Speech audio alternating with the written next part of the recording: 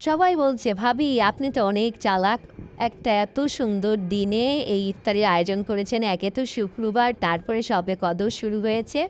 আমি বললাম যে, "আলহামদুলিল্লাহ, আলহামদুলিল্লাহ। এই দিনে যদি আমি আমার ফুল ফ্যামিলিকে নিয়ে একদিন ইফতারি করতে পারি, এর থেকে সৌভাগ্য আমার কাছে আর কি আছে?" এই যে গরুর গোস্ত কাটা হয়েছে, লাউ কাটা হয়েছে, এখানে গরুর গোস্ত বসানো হয়েছে আর এই হাড্ডিগুলো প্রেশার কুকারে দিয়েছে। ৫টা ৬টা সিটি দিবে। দেওয়ার পরে এই কষানো গোস্তের সাথে দিয়ে দিবে। এতে হাড্ডিগুলো অনেক নরম হয়, গোস্তও নরম হয়। চিংড়ি মাছগুলো প্রসেসিং করে নিচ্ছে। আর এখানে আমরা খিচুড়ি বসাইছি। খিচুড়ির মধ্যে একটা বিরিয়ানি মসলা দিয়ে দিলাম। বিরিয়ানি মসলাটা দিলে খিচুড়িটা খেতে অনেক মজা হয়। অন্যরকম একটু স্বাদ লাগে। বাচ্চারা অনেক পছন্দ করে। এই পাশে টমেটোর চাটনি রেডি করা হচ্ছে। আর তৈরি করা হচ্ছে চিংড়ি মাছ ভুনা। আর খিচুড়ির সাথে টমেটোর চাটনি না, আমরা ভাতও রান্না করতেছি।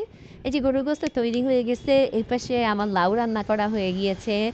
তারপর আমার এখানে আলহামদুলিল্লাহ আমাদের ফুল ফ্যামিলি কেউ একা একা বসে যে একজন করবে আর ১০ জন বসে খাবে তা না।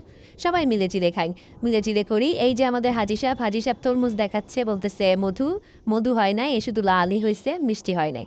এদিকে এই যে মেয়েরা প্লেটগুলো সব সুন্দরভাবে গুছিয়ে নিচ্ছে। দেখেন প্লেটগুলো দেখতে কত সুন্দর লাগতেছে। মনে হয় যে ফুল ফুটে আছে।